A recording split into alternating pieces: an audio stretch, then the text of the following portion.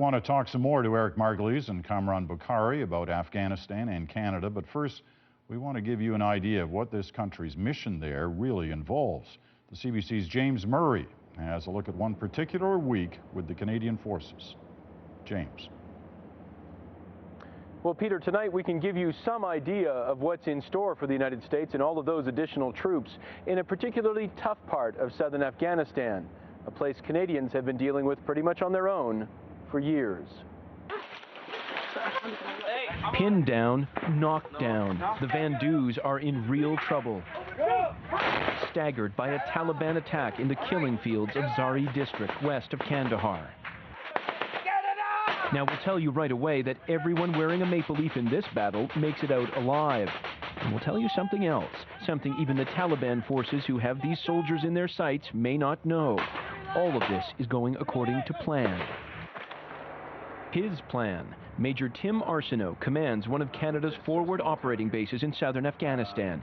Our mission here was basically to disrupt the insurgency within this district.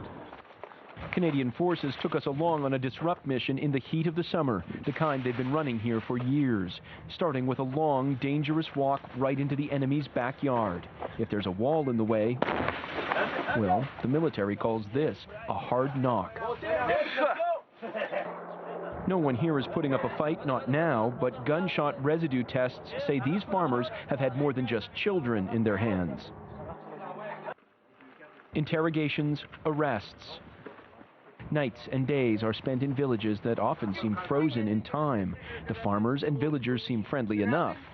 But when the Afghan National Army wades through the grape fields, they find the real crop here, weapons. Now, the weapons were a big catch, but the Canadians wanted something more. And to get it, they were willing to take terrible risks with their lives. The Canadians spend days on what are supposed to look like patrols. They hang around on Taliban turf, turning themselves into tempting targets, trying to draw the Taliban into a fight, directing the enemy away from nearby villages. Then, after 3 grueling days, the Taliban ambush begins. And even though this was the goal of the mission all along, the ferocity of the attack, rockets and mortars pounding down, knocks the Canadians back. There's confusion as soldiers are wounded and equipment jams. Suddenly, it's a fight to the finish. I won't lie to you, it was pretty scary because they're good fighters as well.